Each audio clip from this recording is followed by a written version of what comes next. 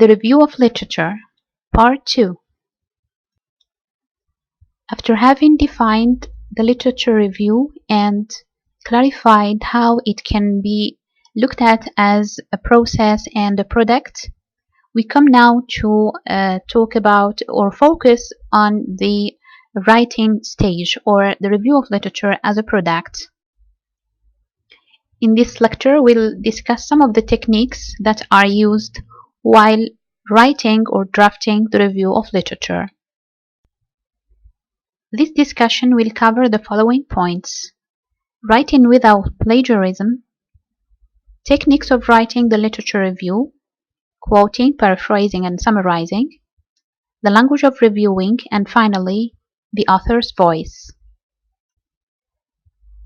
Plagiarism means acknowledging that you have taken the other's materials.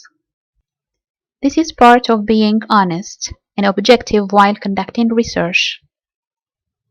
The importance of honesty and accuracy in conducting library research cannot be stressed enough. To use someone else's ideas in their original form or in an altered form without proper acknowledgement is plagiarism. Plagiarism is an offense. It is in fact a serious offense, regardless of whether it occurs intentionally or accidentally. We understand from this brief definition of plagiarism that it is important to acknowledge when you take the other's ideas or words. Researchers have to document any material that they take from the others. However, we should stress that this idea should not be overgeneralized, because there are cases where the researcher is not compelled to document, whereas there are cases where documentation is really vital. Therefore, it is important, especially for a novice researcher, to know what to acknowledge and what not to. You must document the following: when you quote a source word for word. The second case is when you refer to others' ideas in your own words, as either a paraphrase or summary. The third case is when you cite statistics, tables, charts, graphs, or other visuals. All these three types of data have to be documented. That is to say, you have to provide a citation. The cases in which the researcher is permitted not to document are the following. Firstly, your own observations, experiences, ideas, and opinions. These belong to the researcher. There is an exception here when the researcher has previous works which are not part of the new study. They preceded the new study. When referring to them here, the reference or acknowledgement should be made. The second type of data which can be included in one's research in the review of literature section without documentation is common knowledge. Common knowledge is distinguished from specific knowledge.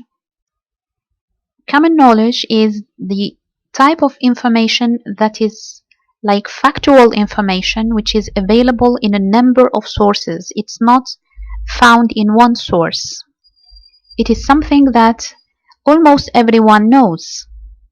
Specific knowledge, by contrast, belongs to one writer, one author, and it represents a specific opinion or idea that belongs to that author. Let's take an example. For example, when you say that writing is one of the 4 language skills, this is considered common knowledge.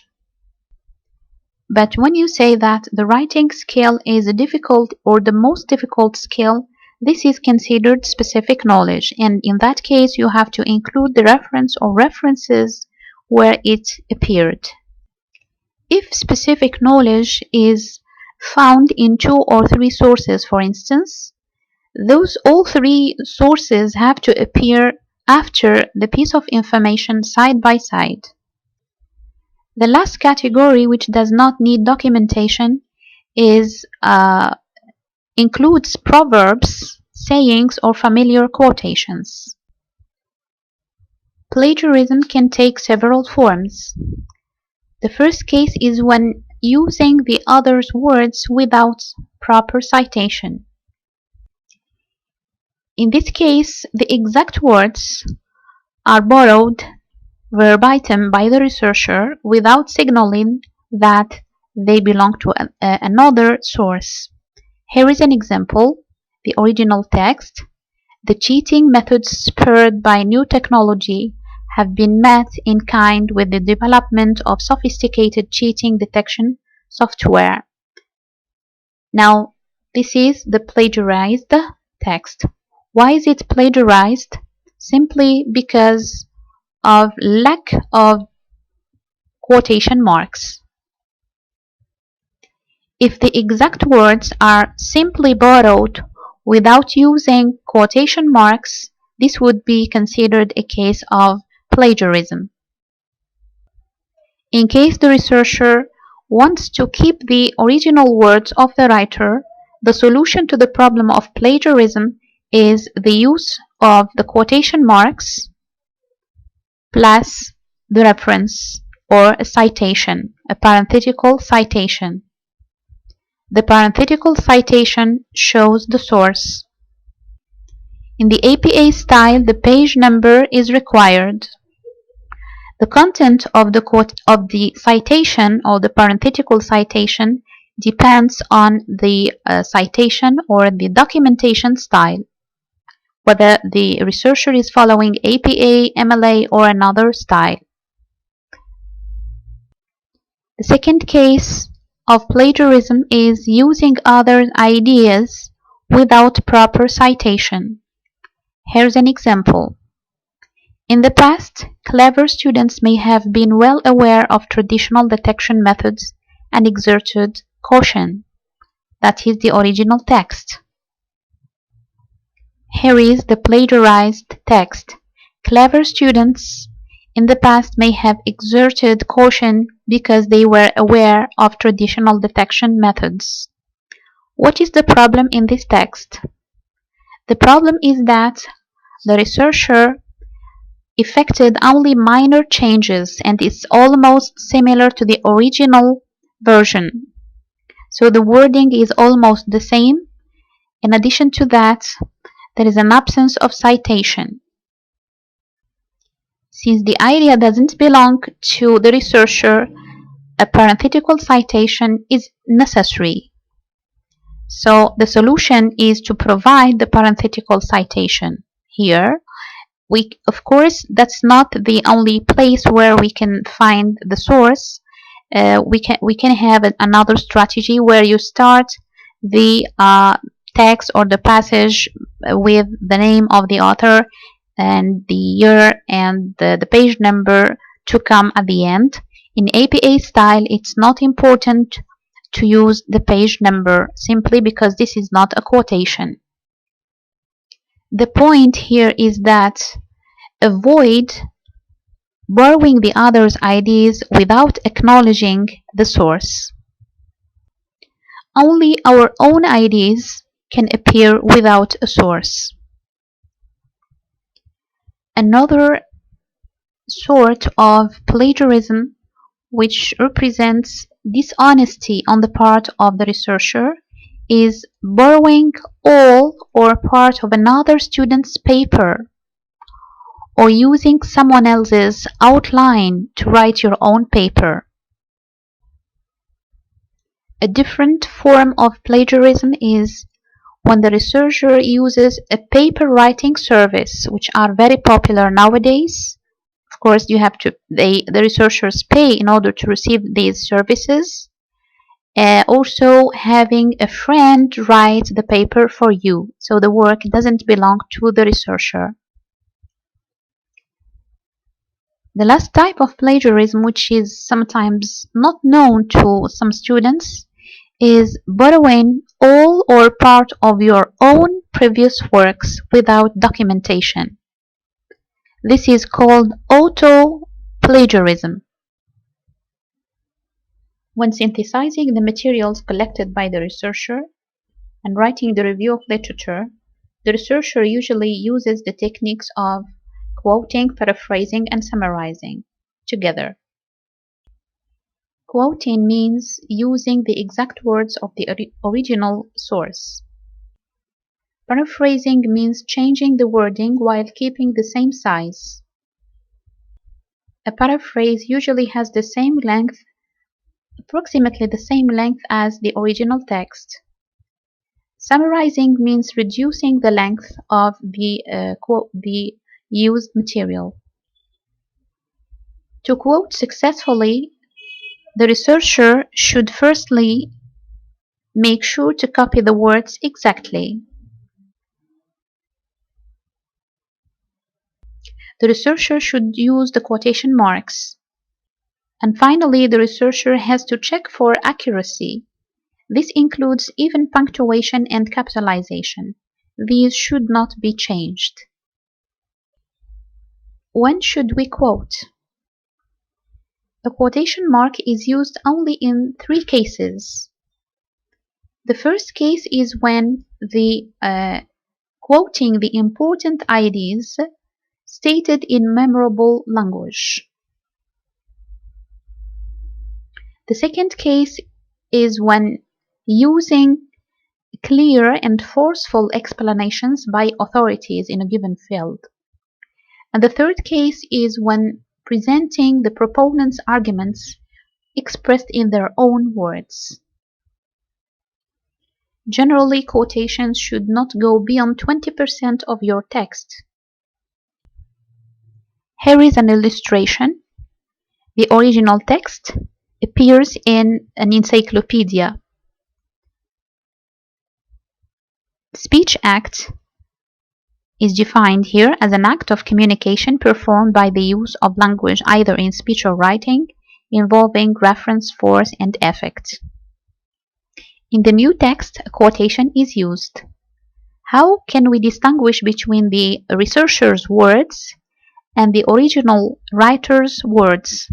This is detected through the use of the quotation marks. The quotation marks show you the beginning of the quotation and the end of the quotation. We understand in the new text that the first part of the sentence belongs to the researcher and not to the original writer.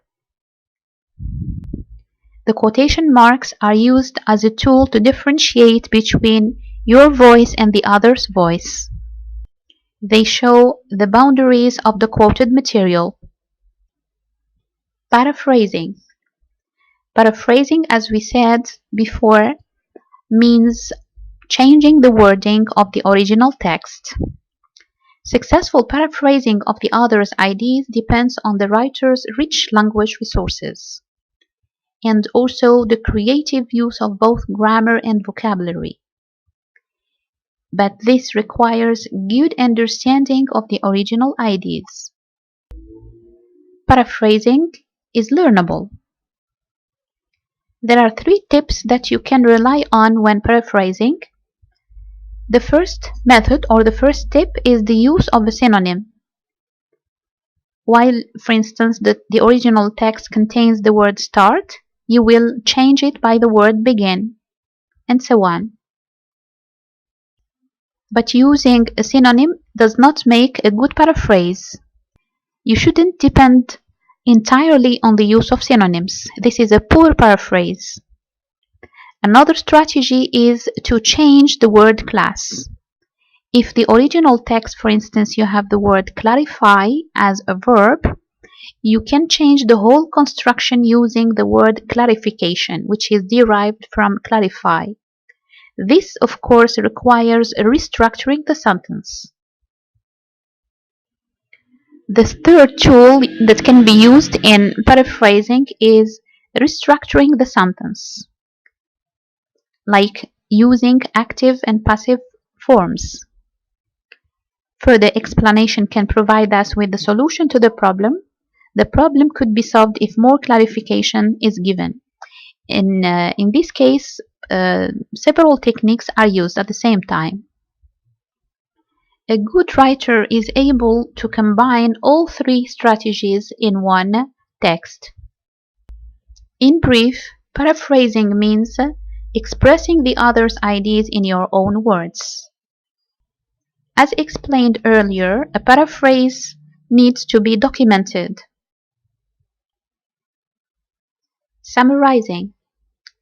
Summarizing involves capturing the essential idea or the main idea of a passage or a whole chapter or even a whole article in a highly condensed form.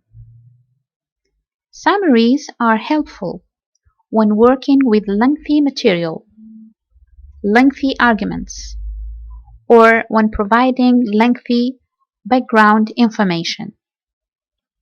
Sometimes the researcher needs to take only a gist of what he has read. As a result, and thanks to the technique of summarizing, long texts can be distilled in one paragraph, or even one sentence or two sentences.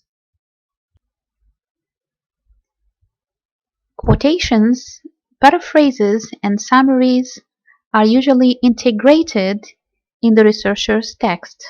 When writing the review of literature, they are put side by side.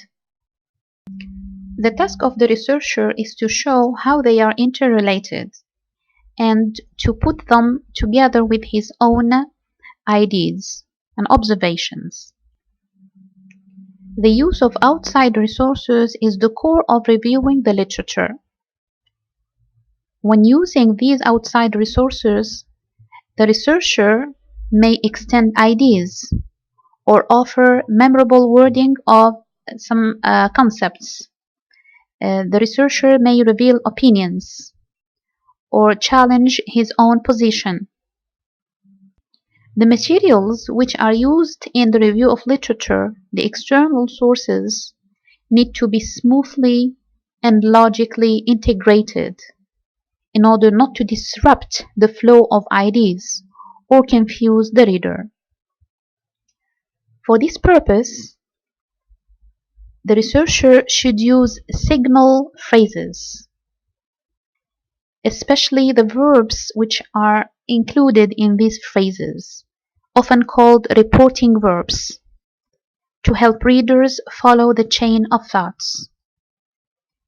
The use of the signal phrases based on those reporting verbs acts as a glue within the text. The reporting verb conveys the tone or the intent of the writer who is being cited. Here are some of the common reporting verbs. Of course, the reporting verbs can be classified according to their meanings. For instance, here we have acknowledges, X acknowledges, or X acknowledges that, X adds, it admits, asserts, believes, claims, compares, concedes, concurs. Confirms in case of confirming, contends, declares, denies, disagrees, disputes, and so on. So you see that each of these verbs conveys the position of the writer who is being cited. Reporting verbs are often used in the simple present. Other tenses can be encountered as well, like the simple past or the present perfect. The simple present is used when the information given refers to current knowledge or when it is generalizable.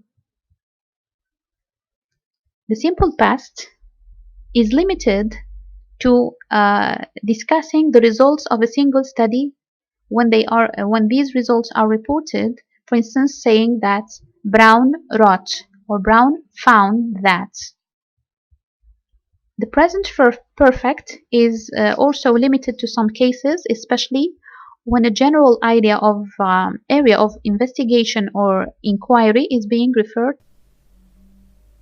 Here is an illustration of how reporting verbs are used in writing a literature review. Notice the use of reporting verbs.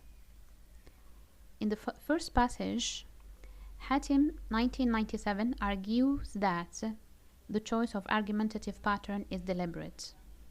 As far as Arabic and English are concerned, Hatim, 1990, claims that modern Standard Arabic prefers through argumentation. However, he argues that this preference is the outcome of the incompetent use of Arabic and of a number of extraneous factors, not of the Arabic language by itself. In this passage, the reporting verbs are in the present simple. Because the APA style is followed here, the name of the author, the last name alone without a first name or initial, is followed by the date. We said that other tenses are possible, like the past simple when referring to the results of a specific study. Here is an illustration. Brown, 2004, found that the participants with low proficiency tend to use verb tenses inconsistently. In this example, the researcher is referring to a study conducted by Brown in 2004 and its results. In the previous examples, the name of the author is used at the beginning before the piece of information. It is possible to find the name of the author and all the reference at the end. This is another form of reporting. So we can say it was found that the participants with low proficiency tend to use verb tenses inconsistently. Brown, 2004, then full stop. These strategies can be used whether the researcher is quoting, paraphrasing, or summarizing.